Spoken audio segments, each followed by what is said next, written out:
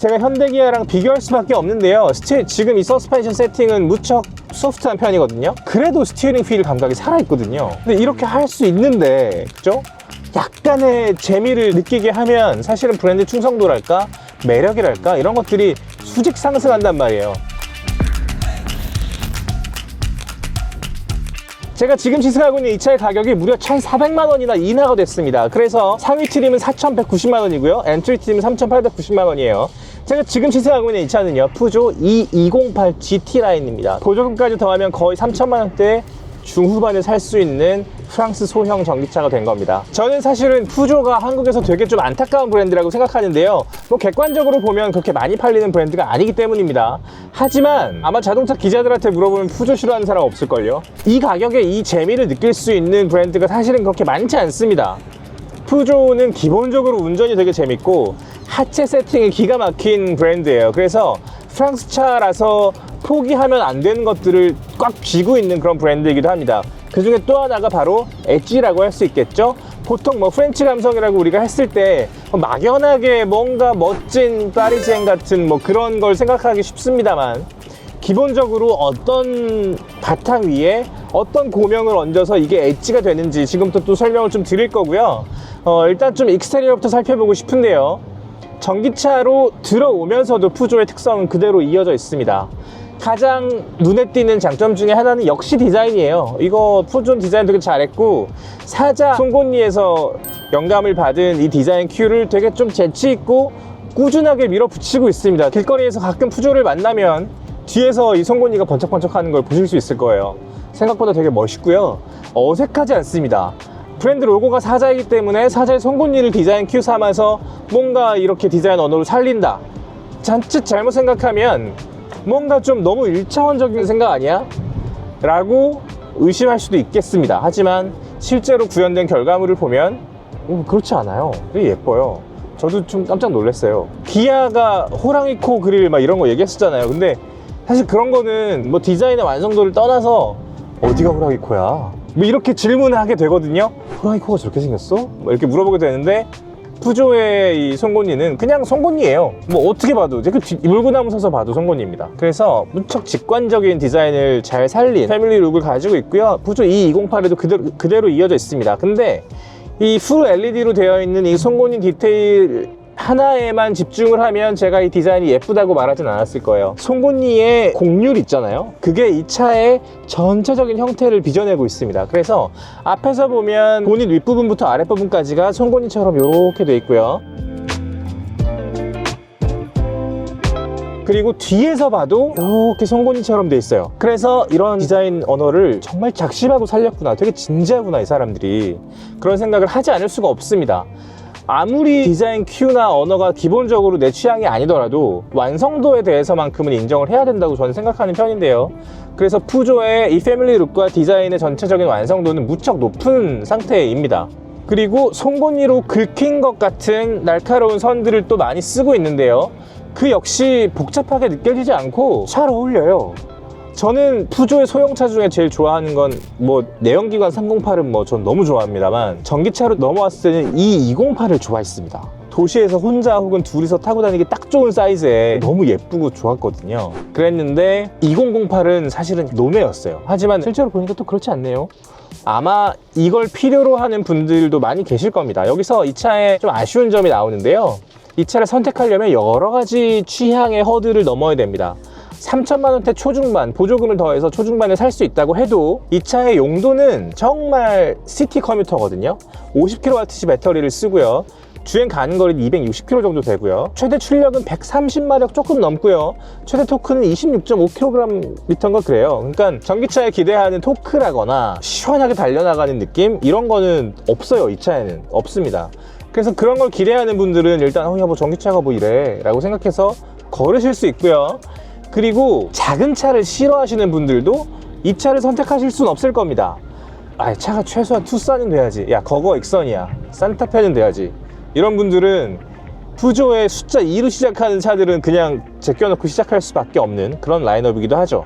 그리고 이제 인테리어로 넘어오면 또 다른 장벽이 시작이 됩니다. 인테리어에서 느껴지는 또 하나의 장벽은 뭐냐면 디자인 언어가 살짝 요 전세대 같은 느낌이 듭니다. 계기판 디스플레이가 좀 작게 이렇게 있고 센터 디스플레이도 그렇게 큰 편은 아니에요. 푸조가 가지고 있는 뭐 3D 아이칵핏 디자인이라고 해서 여러 가지 3차원적인 효과를 주거든요. 여기에 신호를 띄웠을 때 운전자가 평소보다 0.5초 빨리 반응한다고 해요. 그러니까 이 디자인은 사실은 정말 실용적인 디자인인 거죠. 그리고 여기에도 보면 약간 손잡이 같은 디테일이 이렇게 있어서 약간 로봇 조종관 같잖아요. 그런 느낌도 있고, 디스플레이 아래에 있는 토글 스위치들도 되게 비행기 같고, 그리고 이 가운데에 있는 카본 트림, 시트에 있는 이 가죽의 느낌, 약간 형광 연두색 스티칭, 한 7, 8가지 컬러로 조율할 수 있는 앰비언트 라이트. 근데 앰비언트 라이트도 역시 연두색으로 맞춰 놓으면 이 형광 연두 스티칭이랑 되게 잘 어울리고요. 이 폰트들도 보면 이 형광 연두가 되게 많이 쓰이고 있습니다. 그래서 이런저런 것들을 다 종합을 해보면 예쁜데 약간 옛날 느낌이 난다. 이것은 뭐 어쩔 수 없는 거. 요즘에 막 디스플레이 한꺼번에 쫙 이어가지고 커브드 디스플레이 들어가고 막 그렇잖아요. 그런 걸 기대하고 만약에 이 차를 접하신 분들은 이거 약간 옛날 차 같은 느낌이 나네 라고 느끼실 수도 있습니다. 근데 사실 여기서 제가 어떤 말씀을 드리고 싶냐면요, 최신 트렌드, 유행 막 이런 거를 살짝 접어두고 그냥 이 차를 접했을 때 편안함이 있다는 것만큼은 무시할 수 없을 것 같습니다. 디스플레이가 그냥 이렇게 작은 게 나쁜가? 라는 생각을 좀 하게 되고요.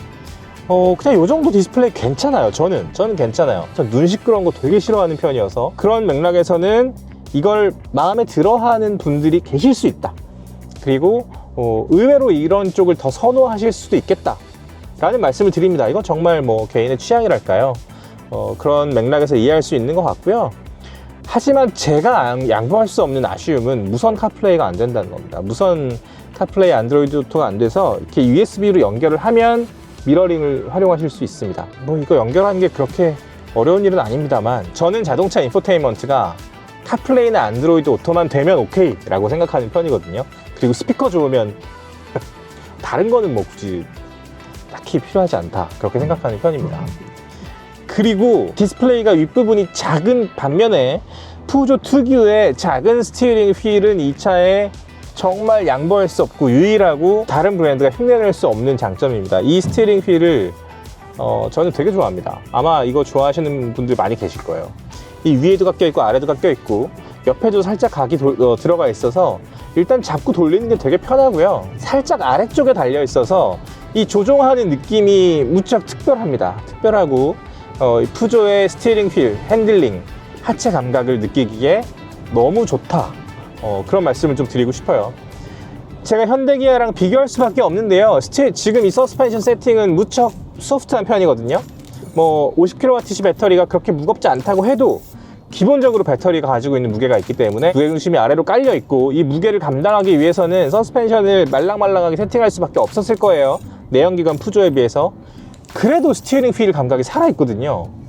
근데 이렇게 할 수 있는데, 그죠?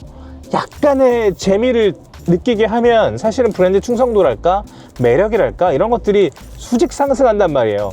만약에 푸조가 차를 이렇게 만들었는데 운전 재미가 없어, 그러면 송곳니 디자인 언어도 약간 허공에 뜬 것 같은 느낌이 들고, 제가 지금까지 말씀드렸던 이 인테리어 디자인에 약간 철 지난 것 같은 아쉬움을 상쇄할 수가 없을 거예요. 하지만 이 차는 재밌습니다. 운전하는 맛이 있고, 그리고 제가 아까 서두에 말씀드렸던 거, 왜 프랑스의 감성을 얘기할 때 늘 엣지를 얘기하느냐, 또 여기서 비슷한 맥락에서 우리가 설명할 수 있을 텐데, 프랑스 가보신 분들은 아마 아실 거예요. 프랑스가 그렇게 세련된 나라가 아닙니다. 그러니까 프랑스의 세련은 매끈함에서 나오는 게 아니에요. 프랑스 되게 지저분하고 지하철 타면 막 냄새나고 젠틀하다거나 막 그런 느낌은 아니란 말이에요. 도시 전체가, 나라 전체가. 하지만 파리가 그렇게 더럽고 냄새나고 지저분하고 뭐 그렇다고 해도 에펠탑이 있는 도시예요.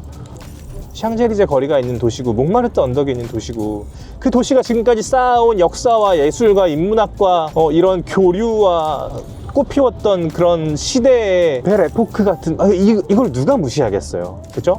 이 모든 게 프랑스라는 도시의 엣지를 살려주는 거고, 이걸 그대로 흡수한 사람들이 내면에서 우러나오는 것 같은 멋을 표현하는 방식, 그런 것들이 프랑스 특유의 어떤 감성, 멋, 이런 걸 완성한단 말이죠. 푸조는 되게 슴슴하고 담백해 보이는 차예요. 인테리어에서 느껴지는 것도 그렇고요. 실제로 타보면 막 그렇게 고급스러운 걸 기대하시고 타면 안 되는 차입니다. 하지만 디자인 언어가 무척 고집스럽게 완성되어 있고 하체 세팅이 재미가 있고 그리고 소프트한 세팅을 했는데도 재밌어 운전하는 게. 그리고 이 차의 고속주행 안정성도 무척 훌륭한 수준입니다. 그리고 오래된 것 같은 인테리어 디자인을 가지고 있지만 이런 스티칭이나 카본 느낌의 어떤 디테일이라거나 기어 노브를 작동하는 방식이라거나 그리고 시트를 공들여 만든 이 시트, 약간 버킷 시트 같은 밑에 알칸타라 깔려 있고 막 이렇게 스티칭 들어가 있고 이런 것들의 매력을 누가 무시할 수 있겠습니까? 그쵸? 그러니까 저는 그래서 이 차의 베이스와 그리고 살짝 얹어져 있는 세련된 고명 같은 게 되게 프렌치답다고 생각해요. 매력이 있습니다. 매력이 있어요. 그리고 3천만 원대 초중반까지 떨어진 가격을 마치 만능 양념 간장처럼 샥 이렇게 하면 의외로 매력 있는데 가격이 이렇게 되면 그냥 도시에서 편하게 타고 다니는 용도로는 나쁘지 않겠는데? 라는 생각이 들 수도 있다.